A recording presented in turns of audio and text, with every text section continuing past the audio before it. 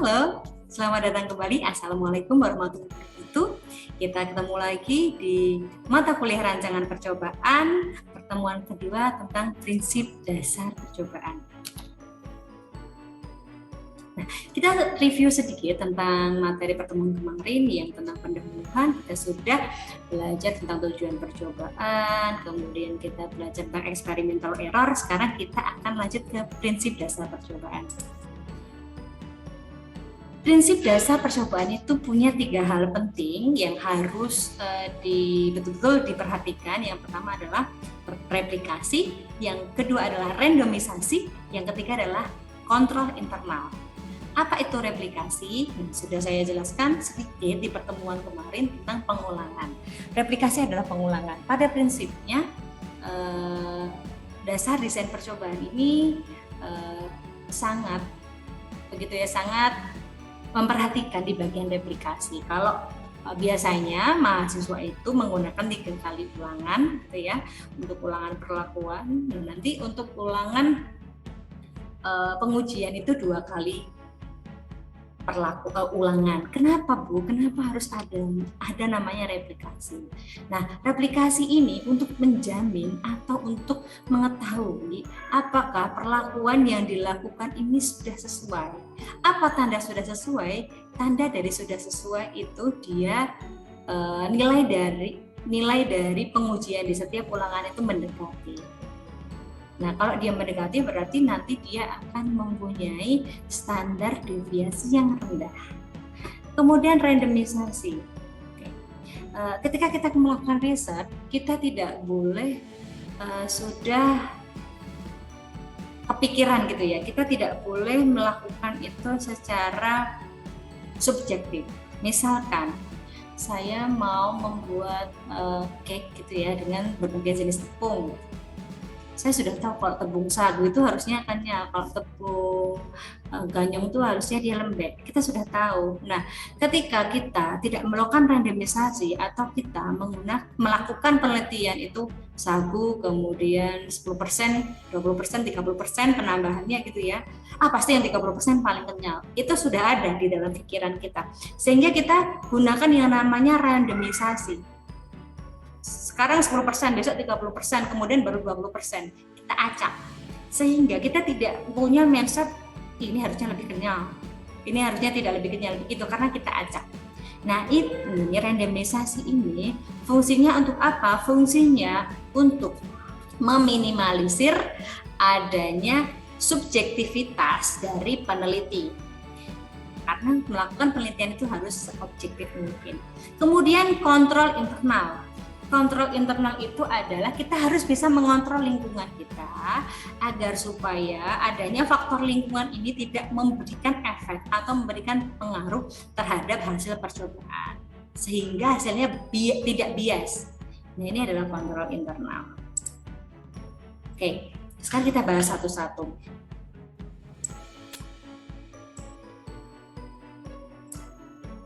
Nah, kenapa sih kita harus membuat sebuah ulangan gitu ya dalam melakukan penelitian atau riset? Ini hubungannya dengan presisi, akurasi, dan variansi. Presisi, dia itu tepat sasaran. Ya. Akurasi dan variansi. Jadi 3 hal ini harus diperhatikan.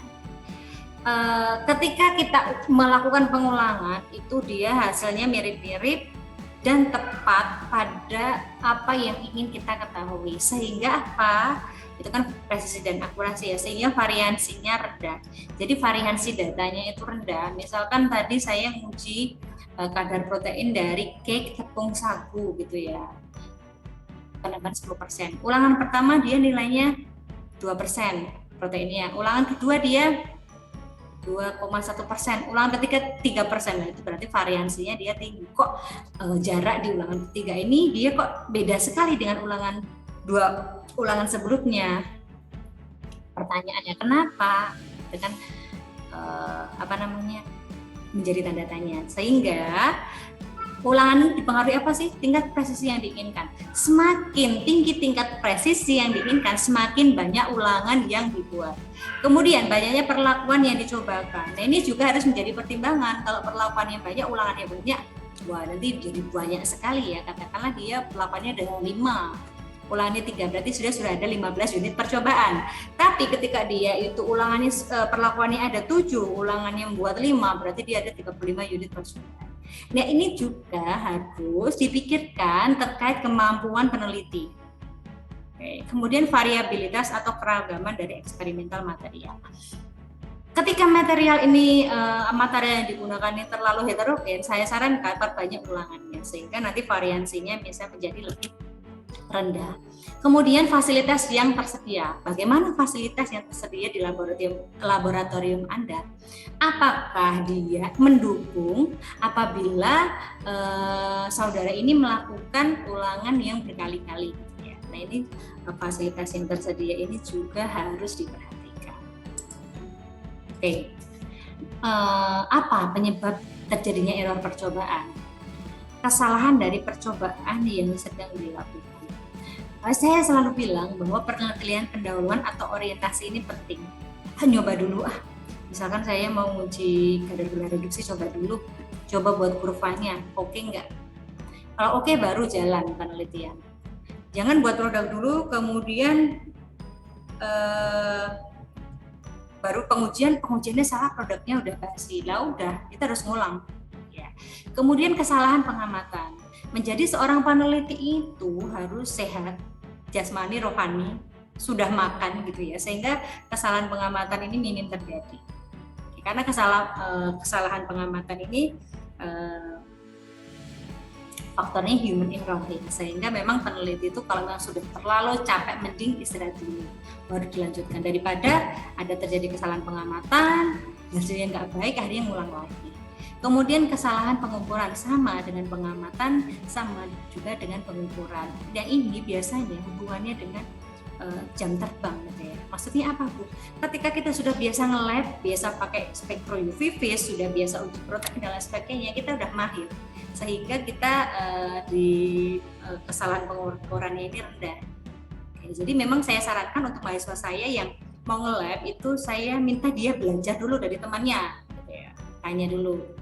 Kemudian variasi dari bahan yang digunakan dalam percobaan. Jadi saya berikan contoh membuat cake dari berbagai jenis tepung lokal. Nah, apalagi tepung lokal. Tepung lokal ini kan belum banyak diproduksi ya, biasanya diproduksi UMKM. Nah, UMKM ini dia pakai bahan mentahnya sekarang dan besok ini kadang berbeda, sehingga kualitasnya juga belum bisa dijamin gitu. Kadar proteinnya sekarang dan besok berbeda, tingkat kekeringannya berbeda dan lain sebagainya. Nah, ini variasi bahan ini juga menyebabkan adanya error percobaan. Saya beri contoh lagi, misalkan mau buat penelitian saya menggunakan rumput laut merah, Bu.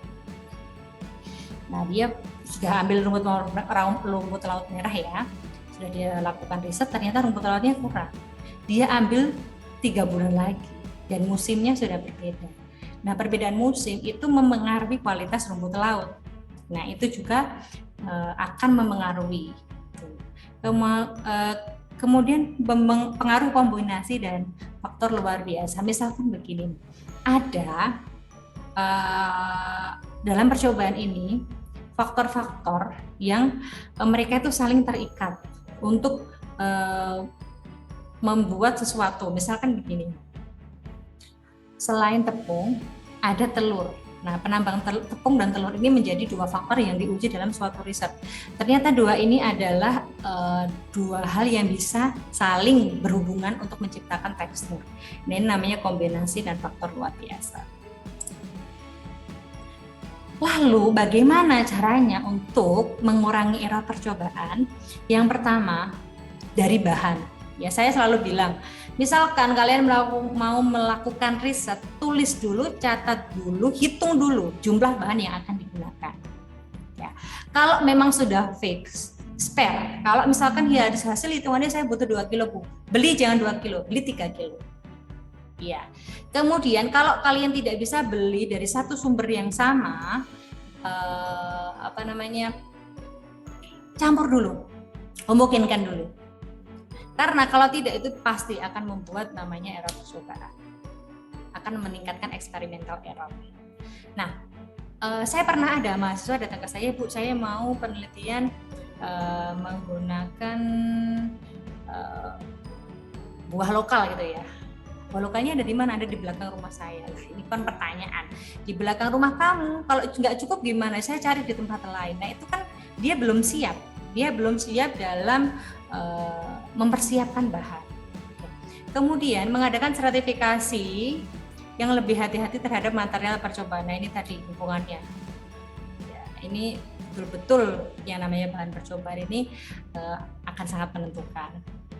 Melakukan percobaan dengan lebih hati-hati, makanya harus ada orientasi. Hasilnya gimana sih orientasi? Orientasi itu saya sebenarnya nggak hanya cara membuat produk saja ya, tapi juga bagaimana cara pengujiannya. Minimal ya temannya dulu, bantu temannya dulu begitu. Kemudian menggunakan desain percobaan yang lebih cocok. Nah, ini hubungannya tadi dengan materialnya, lingkungannya, dan lain sebagainya. Memang desain percobaan ada apa saja, Bu? Nanti kita pelajari di pertemuan selanjutnya. Oke. Kemudian faktor yang mempengaruhi banyaknya replikasi, luas serta unit percobaan. Tadi sudah Bu Vivi jelaskan, dia ada berapa kali percobaan sih? Ada berapa perlakuan ya? 7 perlakuan. Dia mau pakai berapa ulangan? 5. Waduh, 35 unit percobaan. Apakah dia mampu membuat seperti itu? Nah, itu harus pertimbangan juga. Bentuk unit percobaannya. Unit percobaannya itu dia lakukan di laboratorium atau di lapangan. Misalkan di lapangan itu dia banyak digunakan oleh orang pertanian, kehutanan, itu dia misalkan mau menanam padi gitu ya. Dia satu unit percobaan, satu petanya berapa meter? Lokasinya cukup nggak? Nah, itu juga harus dipertimbangkan. Variabilitas material percobaan. Kalau kalian mendapatkan material percobaan yang terlalu heterogen atau berbeda-beda, saya sarankan membuat replikasi yang lebih banyak. Karena ini nanti pasti akan menyebabkan error percobaan. Kemudian derajat ketelitian yang diinginkan. Semakin banyak replikasi atau pengulangan itu, maka tingkat ketelitiannya akan semakin besar. Oke. Kemudian tersedianya material percobaan. Terutama untuk penelitian-penelitian yang material percobaannya sulit. Tadi contohnya rumput laut merah ya. Dia pengennya 4 kali ulangan, Bu, tapi ternyata nggak cukup. Nah, itu nanti juga faktor yang mempengaruhi untuk menentukan banyaknya replikasi atau banyaknya ulangan. Oke. Nah, ada namanya pengendalian lokal untuk memperkecil kesalahan atau galat percobaan. Galat percobaan ini adalah ketidakmampuan objek percobaan inti untuk berperilaku sama. Nah, maksudnya bagaimana, Bu? Maksudnya ada objek percobaan ini yang dipengaruhi sesuatu sehingga dia itu tidak sama dengan temannya. Kalau di kitab tadi saya contohkan pakai oven. Oven itu ada line 1, line 2, line 3 gitu. Rak pertama, rak kedua, rak ketiga. Nanti bisa jadi yang taruh rak pertama, yang tengah dan ketiga ini bisa jadi panasin lewat beda dan lain sebagainya. Kemudian suatu perlakuan yang diberikan pada objek percobaan secara berulang, tapi nilai pengamatan itu beda-beda. Aduh, ini kok ini sudah sama, banyak udah heterogen, kemudian caranya sudah sama, semua sama, tapi kok nilainya pengamatan, hasil pengamatan itu beda. Kemudian galat yang ditentukan, yang dilakukan peneliti ini adalah sesuatu yang alamiah, bukan karena salah dalam merancang percobaan.